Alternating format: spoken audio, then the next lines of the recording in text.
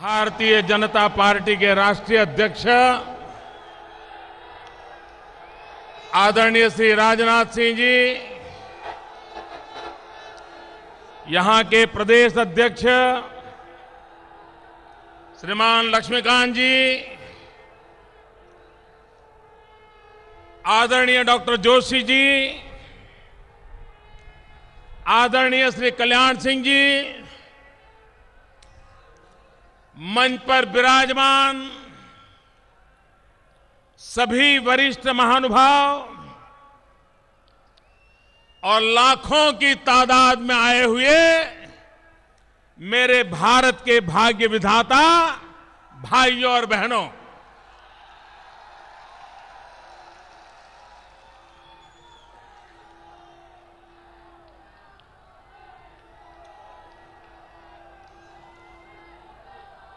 कल बहुत स्थानों पर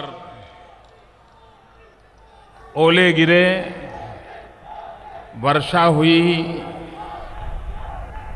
यहां के किसानों का भारी नुकसान हुआ है। ये नुकसान सिर्फ किसानों का ही नहीं है, ये देश का भी है। इस आपत्ति के समय मैं सभी मेरे किसान भाइयों के प्रति उनकी तकलीफ के समय मैं उनके दुख का साथी हूं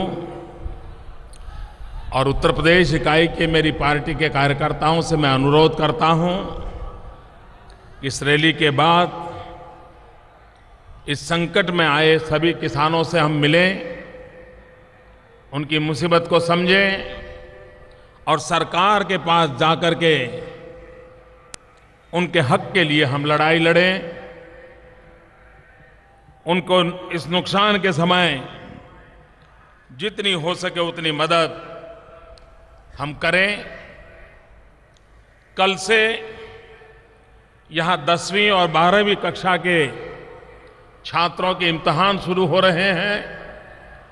मैं इन मेरे सभी नौजवान साथियों को बहुत बहुत शुभकामनाएं देता हूं। उनका भविष्य भारत के उज्जवल भविष्य के साथ जुड़ा हुआ है। वे सफलता प्राप्त करें, साल भर की उनकी मेहनत रंग लाए। उत्तर प्रदेश में लगातार एक के बाद एक 8 रैलियां हुई और सभी रैलियां एक से बढ़कर एक। और आज लखनऊ का तो नजारा ही कुछ और है।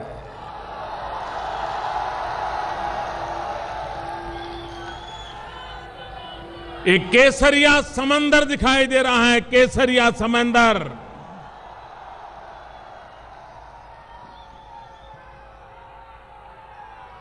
भाइयों बहनों,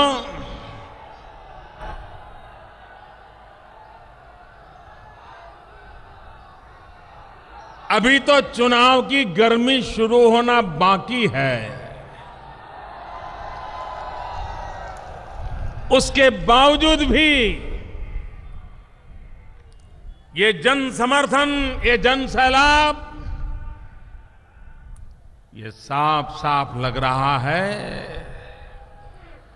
भाजपा की आंधी चल रही, आंधी चल रही।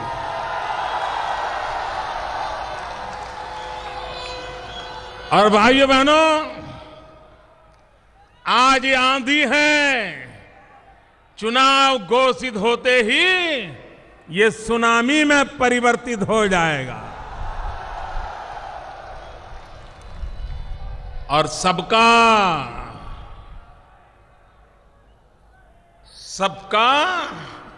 विनाश तय है। स यानी सपा, ब यानी बसपा, का यानी कांग्रेस।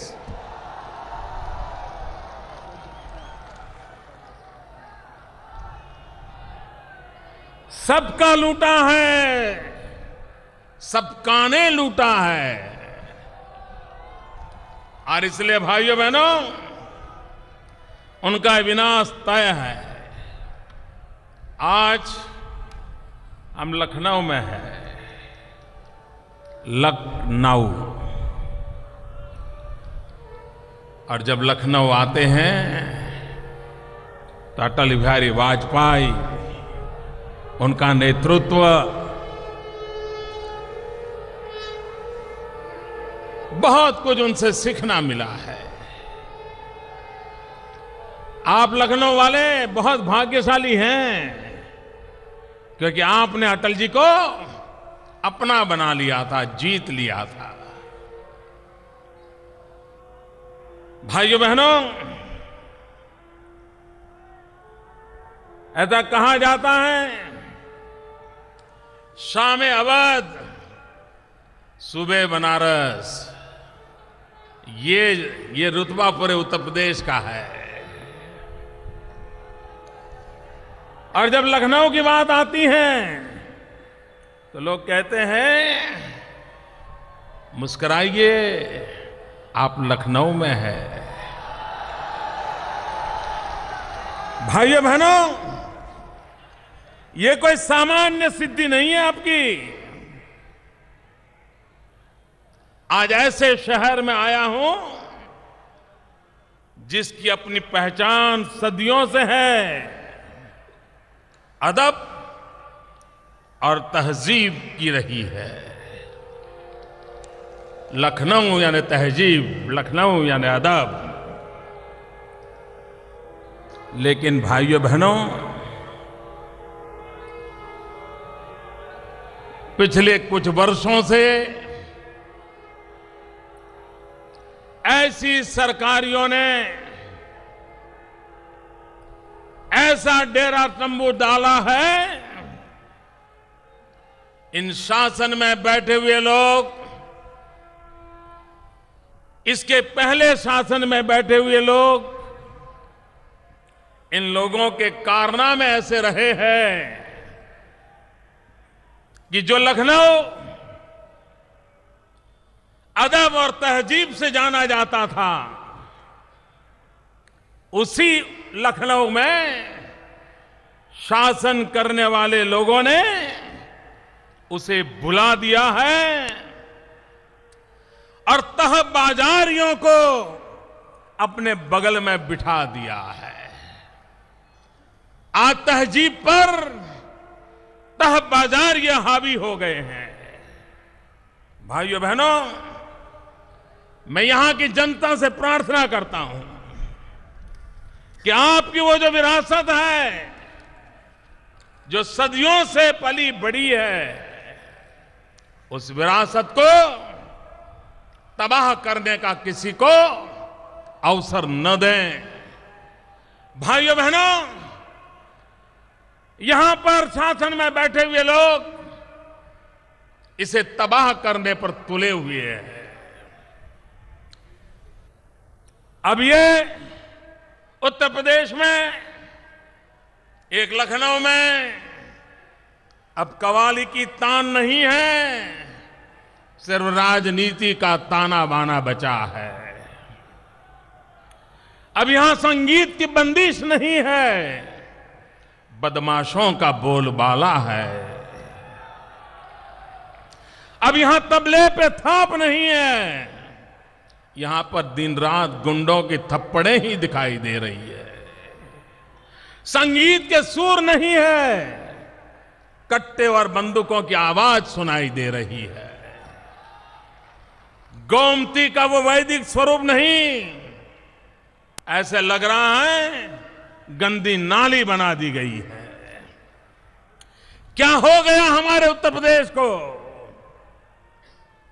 हम भी वही हैं, तुम भी वही हो। बदलता है रंग आसमां कैसे कैसे। भाइयों बहनों, अटल बिहारी वाजपेयी जी कहा करते थे कि दिल्ली का रास्ता लखनऊ से गुजरता है। भाइयों बहनों, जो गर्व से अटल बिहारी वाजपेयी लखनऊ की बात करते थे, उसमें बहुत बड़ा वजन है, बहुत बड़ी ताकत है।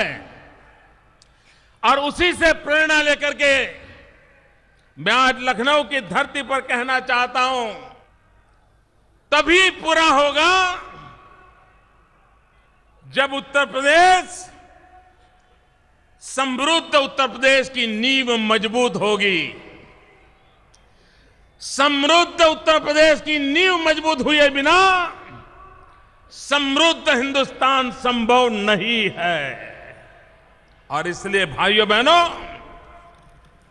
हम लोगों का सपना होना चाहिए कि अगर भारत का भाग्य बदलना है तो उसकी शुरुआत उत्तर प्रदेश की करनी पड़ेगी। अगर देश के गरीबों का, दलितों का, पीड़ितों का, शोषितों का कल्याण करना है तो उसका प्रारंभ इस विशाल प्रदेश से करनी होगी। और एक बार उत्तर प्रदेश सामर्थ्यवान बन गया, उत्तर प्रदेश शक्तिशाली बन गया, तो हिंदुस्तान को शक्तिशाली बनने में देर नहीं लगेगी। देखते ही देखते हिंदुस्तान सामर्थ्यवान बन जाएगा। आज नेताजी ने अपने भाषण में पराजय स्वीकार कर लिया।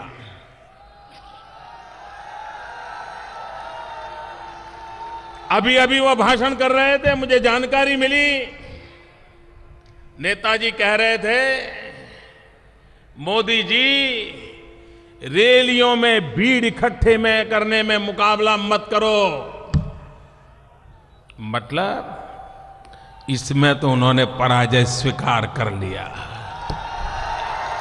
कि वो मोदी की रैलियों की भीड़ में मुकाबला नहीं कर सकते। और दूसरा भी पराजय स्वीकार कर लिया। उन्होंने कहा मोदी जी विकास के मुद्दे पर मुकाबला करें। भाइयों बहनों, मैं विकास की राजनीति का पक्ष कर रहा हूं। मैं देश के राजनेताओं को, राजनीतिक दलों को 10 साल से कह रहा हूं कि वोट बैंक की राजनीति छोड़ो, विकास की राजनीति के मुद्दे पर आओ। आज मुझे खुशी है कि नेताजी को भी अपने पुराने रास्ते छोड़ करके आज अपने भाषण में विकास की चर्चा करने के लिए मजबूर होना पड़ा है। ये उनका दूसरा पराजय है। भाइयों बहनों, नेताजी, आप गुजरात की आलोचना कर रहे हो, अच्छा होता आप अपने उत्तर प्रदेश के काम का हिसाब देते। उत्तर प्रदेश को आप कहां से कहां ले गए, जरा जनता को उसका हिसाब देते। लेकिन गुजरात का भी वो झूठ फैला रहे हैं। भाइयों बहनों, मैं उत्तर प्रदेश के लोगों को पूछना चाहता हूं, आपको बिजली मिलती है? जरा जोर से बोलिए। बिजली मिलती है? गांव में बिजली आती है? किसान को बिजली मिलती है? घरों में बिजली मिलती है? क्या शहरों में भी पूरी बिजली मिलती है? नेताजी, जरा गुजरात जाकर के देख के आइए। 24 घंटे 365 दिन बिजली मिलती है नेताजी।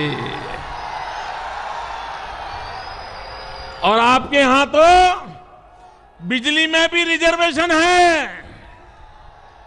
नेताजी के इलाके में तो बिजली मिलेगी, लेकिन जनता जनार्दन को बिजली न मिले, ये तो आपके कारनामे हैं। आप मेरे से विकास की बात कर रहे हो? नेताजी, मैं पूछना चाहता हूं, अभी तो आपके बेटे की सरकार को 1 साल नहीं हुआ है। आपको तुलना करनी है। 1 साल में आपने उत्तर प्रदेश में 150 दंगे करवाए हैं। गुजरात में 10 साल में एक दंगा नहीं हुआ है, कहीं कर्फ्यू नहीं लगा है। आप हमसे तुलना कर रहे हो? नेताजी, शर्म से माथा झुक जाता है नेताजी। आपकी राजनीति के कारण, आपके नेताओं की गुंडागर्दी के कारण पूरे हिंदुस्तान में जो गंभीर गुनाह हैं, उसमें 45% गुनाह अकेले नेताजी आपके नाक के नीचे होते हैं। और आप हमें सुना रहे हो। इतना ही नहीं, महिलाओं का, जिनका सम्मान और सुरक्षा होनी चाहिए, उन महिलाओं को 1 साल में अकेले उत्तर प्रदेश में 20,000 से ज्यादा महिला उत्पीड़न की घटनाएं घटी है। नेताजी, आप हमारे साथ विकास की किस भाषा में बात करते हो? इतना ही नहीं, आपके यहां गुनाहों में करीब करीब 240% वृद्धि हुई है। क्या लोग आपको चुन करके इसलिए बिठाते हैं? और क्या किया आपने कानपुर में? वहां के विद्यार्थियों की आपके नेता जाकर के पिटाई करे, आपकी पुलिस विद्यार्थियों पर जुल्म करे, पूरे उत्तर प्रदेश की मेडिकल कॉलेज में संकट का छाया आ जाए। ये देश ये गुंडागिर्दी की राजनीति अब स्वीकार नहीं करेगा। आपने ये जो हालत पैदा की है, और आप हमारा हिसाब मांग रहे हो? नेताजी, आपके कारनामे कैसे हैं वो अब ज्यादा मुझे कहने की जरूरत नहीं है।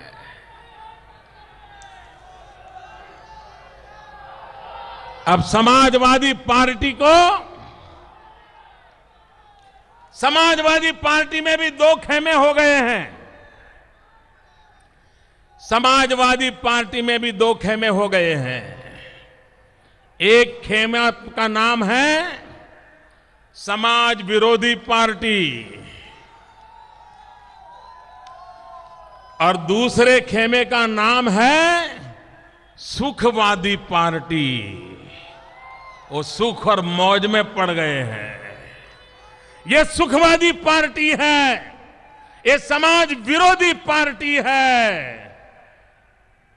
नेताजी, आपकी राजनीति भले चलती हो, लेकिन मेहरबानी करके राम मनोहर लोहिया जी का नाम लेना बंद कीजिए।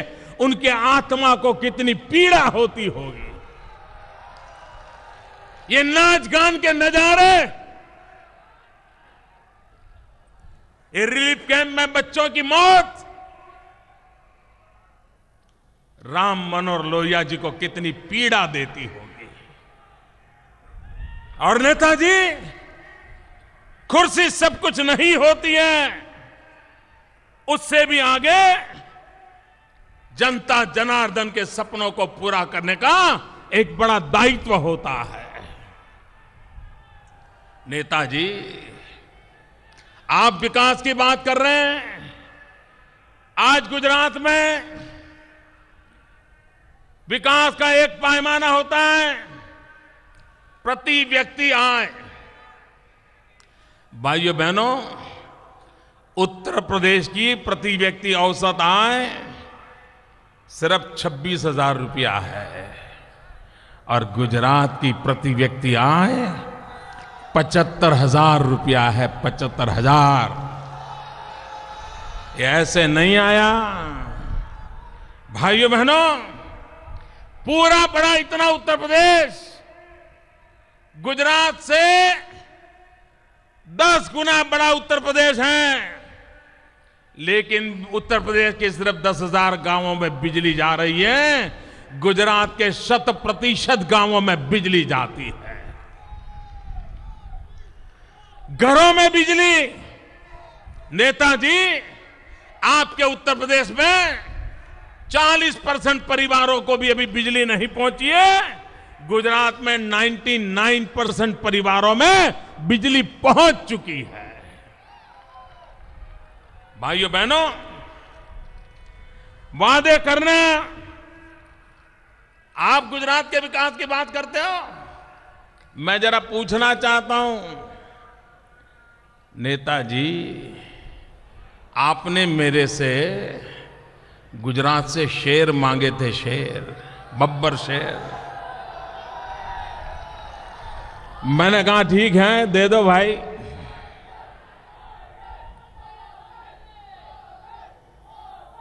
इतना ही नहीं, आपने हमसे अमूल भी मांगा, अमूल।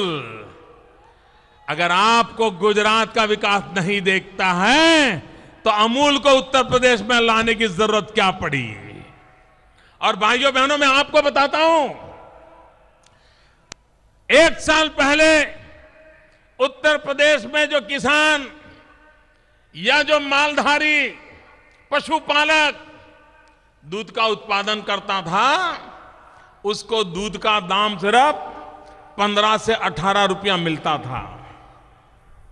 जब से अमूल ने दूध खरीदना शुरू किया उत्तर प्रदेश में, यहां के मेरे गरीब किसान को, पशुपालक को आज दूध का दाम 35 से 40 रुपया मिल रहा है। ये गुजरात का मॉडल है, ये गुजरात का मॉडल। उत्तर प्रदेश में आप दूध उत्पादक को 15-18 रुपये से ज्यादा दे नहीं पाते थे, हमने आकर के 35-40 रुपया देना शुरू कर दिया। किसान का भला कैसे होता है हमने दिखाया। और अभी पिछले हफ्ते ही अमूल के प्लांट लगाने का शिलान्यास आकर के हमारे लोगों ने किया है। भाइयों बहनों, आप बातें करते हो लेकिन विकास के रास्ते पर आप आगे बढ़ नहीं पाते हो। भाइयों बहनों, आज मैं गर्व से कह सकता हूं, उत्तर प्रदेश में सब कुछ है, बहुत सामर्थ्य है। ये मुरादाबाद का पीतल, ये फिरोजाबाद का ग्लास, ये सहारनपुर की लकड़ी, ये बनारस की सिल्क साड़ी, ये मिर्जापुर का कालीन, ये सीतापुर फतेहपुर सिकरी का दरिया, ये कानपुर का चमड़ा, ये अलीगढ़ के ताले, ये कन्नौज का इत्र, फर्रुखाबाद का हैंड ब्लॉक, आगरा के जूते, क्या कुछ नहीं है। लेकिन आपने उनके विकास के लिए कुछ नहीं किया। ये सारी चीजें दुनिया के बाजार में डंका जमा सकती थी, लेकिन आपको विकास क्या करना, कैसे करना, इसकी चिंता ही नहीं है, क्योंकि आप वोट बैंक की राजनीति में तुले हुए हो। भाइयों बहनों, मेरे गुजरात में पतंग का उद्योग है और ज्यादातर हमारे यहां पतंग के काम में गरीब मुसलमान परिवार लगा हुआ है। जब मैं नया मुख्यमंत्री बना तो पतंग उत्पादन 35-40 करोड़ रुपए का था। हमने उस पतंग में भी जान भर दी और वो व्यापार आज 500 करोड़ का हो गया, 500 करोड़ का। विकास कैसे किया जा सकता है, विकास को लेकर के गरीब से गरीब का भला कैसे किया जा सकता है, ये हमने करके दिखाया है। आप लोग एक तरफ ये सपा हो, बसपा हो, कांग्रेस हो, ये वोट बैंक की राजनीति ने देश को तबाह किया है और वोट बैंक की राजनीति में मुस्ताक इन लोगों ने भ्रष्टाचार में भी कोई कमी नहीं रखी है। बेतना। और आपके उत्तर प्रदेश के मंत्रियों का नाम देख लीजिए जो दिल्ली में बैठे हैं। एक मंत्री कोयला खा गए, मालूम है ना। आपके उत्तर प्रदेश के एक सज्जन जो दिल्ली में मनमोहन सिंह जी की सरकार में बिराजते हैं, कोयला खाने पर उन पर आरोप लगा हुआ है। और दूसरे मंत्री दुनिया में जाकर के ढिंढोरा पीटते हैं और घर में अपंग, अंध, अपाहिज उनके पैसों से भी मलाई खा लेते हैं। भाइयों, गंभीर आरोप लगे हैं उन पर। एनजीओ के नाम पर अपंग को, विकलांग को जो सुविधाएं मिलनी चाहिए उसमें से भी भ्रष्टाचार करने की आदत नहीं छोड़ते हैं। और एक तीसरे मंत्री ऐसे हैं, जब उन्होंने सुना कि एनजीओ का भ्रष्टाचार का, उन्होंने कहा 70 लाख का भ्रष्टाचार नहीं हो सकता। हमारे केंद्र का मंत्री 70 लाख का भ्रष्टाचार नहीं कर सकता, 70 करोड़ होता तो मैं मान लेता। बेशर्मी की भी तो कोई सीमा होती है भाइयों, बेशर्मी की तो सीमा होती है। इतना ही नहीं, यहां पर एक मंत्री की भैंस खो गई।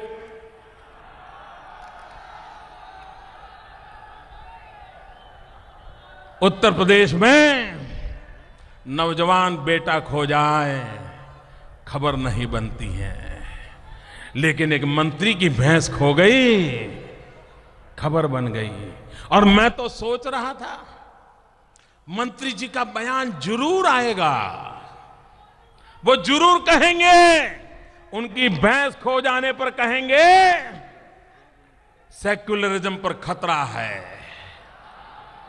वो जरूर कहेंगे उनकी भैंस चली गई, वो जरूर बोलेंगे कि सेक्युलरिज्म पर खतरा है। भाइयों बहनों, यही जिनके तौर तरीके हैं, उन लोगों से भाइयों बहनों देश का कभी भला नहीं होना है। भाइयों बहनों, इन लोगों ने एक ऐसा तरीका ढूंढ लिया है, चुनाव जीतने की एक ऐसी जड़ी बूटी लेकर के घूम रहे हैं वो लोग, लेकिन वो जड़ी बूटी की अब ताकत नहीं रही है। आप जरा गौर से देखिए और उत्तर प्रदेश के हर गली में जाकर के लोगों को समझाइए। आप उनको कहते हैं बच्चे को रोजगार चाहिए, तो वो क्या कहते हैं, अरे रोजगार बात में पहले सेक्युलरिज्म की बात करो। आप कहते हैं खेत में पानी चाहिए, तो कह रहे पानी की बात छोड़ो, पहले सेक्युलरिज्म की बात करो। आप कहते हैं महंगाई कम करो, अरे बोले महंगाई छोड़ो, आज सेक्युलरिज्म खतरे में है। आप कहें गरीबी से जूझना पड़ रहा है, वो कहता है गरीबी की बात छोड़ो, पहले सेक्युलरिज्म की चर्चा करो। बच्चों को स्कूल में एडमिशन चाहिए, वो कहता है सेक्युलरिज्म की बात करो। भाइयों बहनों, अपनी नाकामियां छुपाने के लिए, अपनी विफलताएं छुपाने के लिए ये सेक्युलरिज्म का नकाब पहन करके, सेक्युलरिज्म के नाम के बातें करके हमें गुमराह करने की कोशिश करते हैं। भाइयों बहनों, ये सेक्युलरिज्म का डिंडोरा पीटने वाले लोग, यहां सपा का राज रहा, यहां बसपा का राज रहा, यहां कांग्रेस का राज रहा। मैं एक उदाहरण देना चाहता हूं नेताजी, मुसलमान के लिए हज यात्रा उसकी आस्था का विषय होता है। हर मुसलमान की चाह रहती है कि हज यात्रा करने का अवसर मिले। भाइयों बहनों, गुजरात में हर वर्ष 4,800 लोगों का कोटा दिया है भारत सरकार ने। सिर्फ 4,800 मेरे मुसलमान भाई बहन हज यात्रा के लिए जा पाते हैं। लेकिन जब अर्जी मंगवाते हैं, एप्लीकेशन मंगवाते हैं, तो गुजरात में एप्लीकेशन आती है 38,000 अर्जी आती है। और श्रीमान नेताजी, ये सेक्युलरिज्म की रेवड़ियां बांटने वाले सपा बसपा कांग्रेस के वोट बैंक की राजनीति करने वाले लोग, आपके राज्य में क्या हाल है? आपका कोटा है 32,000 का, उत्तर प्रदेश का कोटा है 32,000 का, और अर्जी कितनी आती है? मुश्किल से 35,000 अर्जी आती है। अगर यहां के मुसलमान की आर्थिक स्थिति अच्छी होती तो वो भी हज के लिए अर्जी करता, लेकिन आपने उसको बर्बाद करके रखा है, गरीब बना करके रखा है, उसको इंसान नहीं एक वोट का टुकड़ा समझ कर रखा है, उसको बर्बाद करके रखा हुआ है। भाइयों बहनों, जो लोग सेकुलरिज्म की चर्चा करते हैं उनसे मैं कहना चाहता हूं, और भाइयों बहनों ये भेद समझने की आवश्यकता है।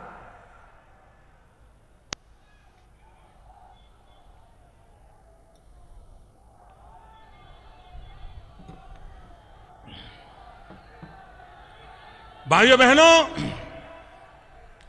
ये भेद समझ लीजिए, उनका सेकुलरिज्म ये वोट बैंक की राजनीति है, हमारा सेकुलरिज्म उसका मतलब है इंडिया फर्स्ट। उनका सेकुलरिज्म सत्ता पाने का हथकंडा है, हमारा सेकुलरिज्म सर्वपंथ समभाव का है।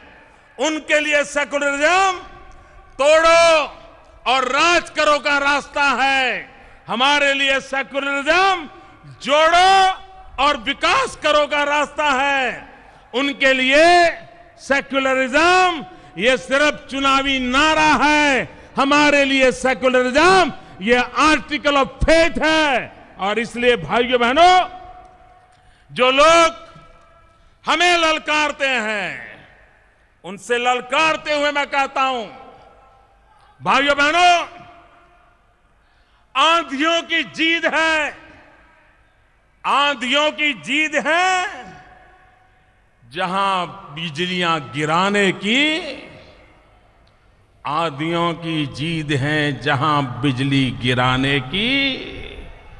मुझ में भी जीत है, मुझ में भी जीत है वहीं आशियां बनाने की, मुझ में भी जीत है वहीं आशियां बनाने की।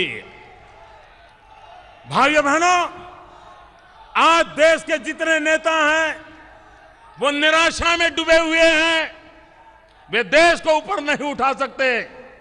मैं निराशावादी व्यक्ति नहीं हूं, मैं आशा से भरा हुआ इंसान हूं।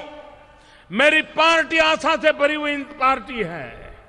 ये पार्टी की विशेषता देखिए, ये भारतीय जनता पार्टी का लोकतंत्र देखिए, ये भारतीय जनता पार्टी की ताकत देखिए कि मुझ जैसे पिछड़ी जाति में पैदा हुआ, गरीबी में पला, चाय बेच करके जिंदगी चलाने वाले एक नौजवान को भारतीय जनता पार्टी ने प्रधानमंत्री पद का उम्मीदवार बना दिया।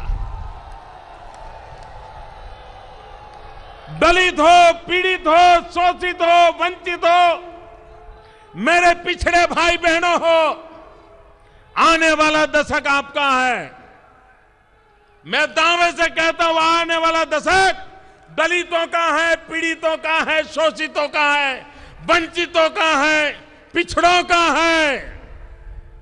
आने वाले 10 साल में ही उनकी जिंदगी में बदलाव लाने का हमारा संकल्प है। और इसलिए भाइयों बहनों, जब हौसले कमजोर होते हैं तो परिस्थितियां समस्या बन जाती है, जब हौसले स्थिर होते हैं तो परिस्थितियां चुनौती बन जाती है, लेकिन जब हौसले बुलंद होते हैं तो परिस्थितियां भी अवसर में पलट जाती है। और इसलिए मेरे भाइयों बहनों, हम वो अवसर को लेकर के आए हैं।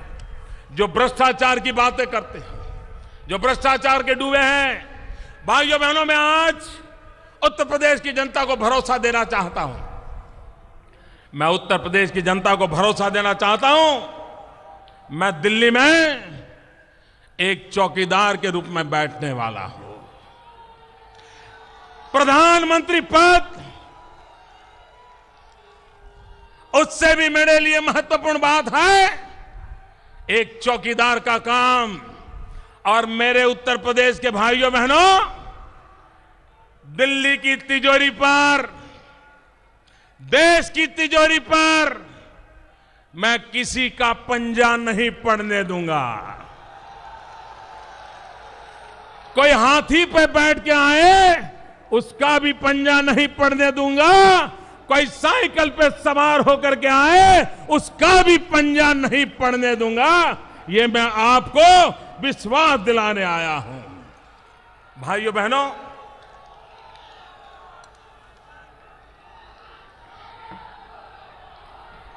भाइयों बहनों, आखिर में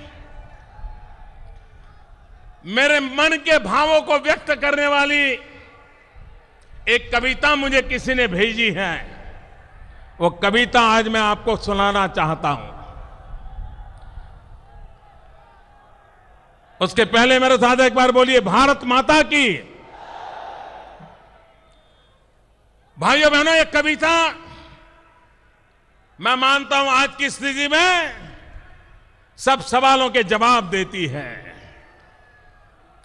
सौगंध मुझे इस मिट्टी की, मैं देश नहीं मिटने दूंगा। मैं देश नहीं मिटने दूंगा। मैं देश नहीं झुकने दूंगा। सौगंध मुझे इस मिट्टी की। मेरी धरती मुझसे पूछ रही, मेरी धरती मुझसे पूछ रही, कब मेरा कर्ज चुकाओगे। मेरा अंबर मुझसे पूछ रहा, कब अपना फर्ज निभाओगे। मेरा वचन है भारत मां को, मेरा वचन है भारत मां को, तेरा शीश नहीं झुकने दूंगा। सौगंध मुझे इस मिट्टी की, मैं देश नहीं झुकने दूंगा।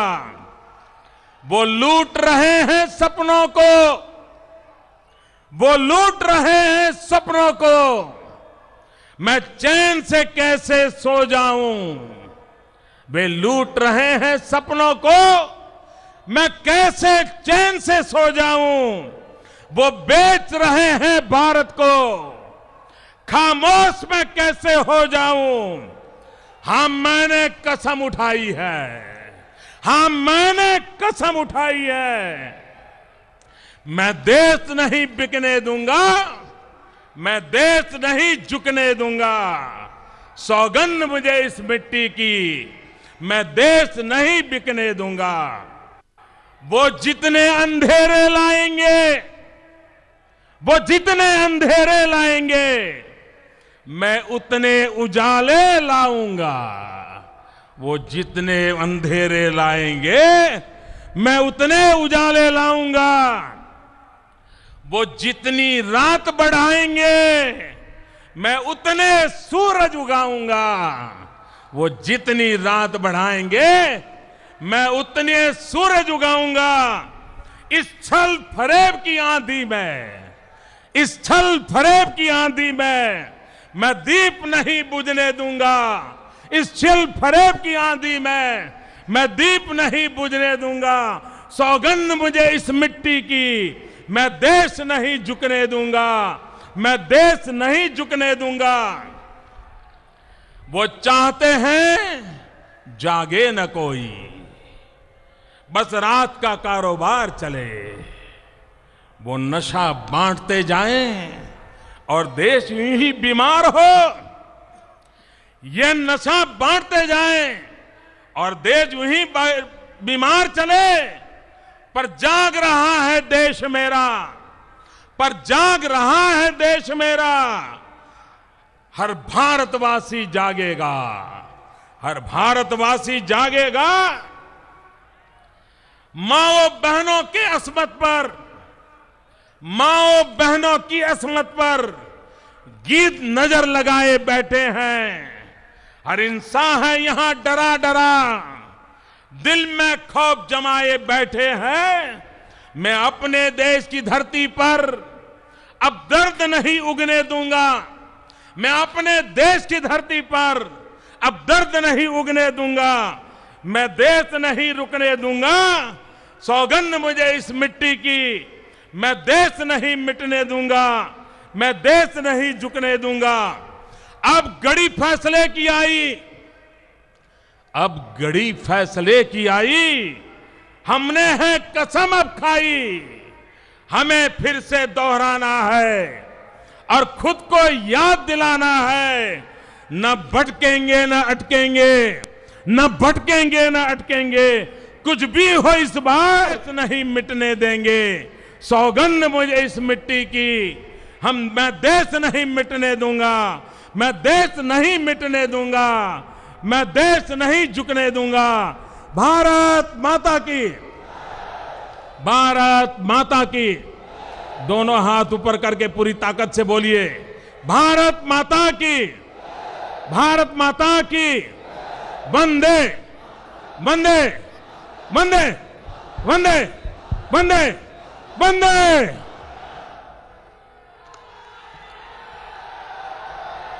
अब मैं भारतीय जनता पार्टी के प्रदेश अध्यक्ष से आग्रह करता हूं कोई आभार व्यक्त करें।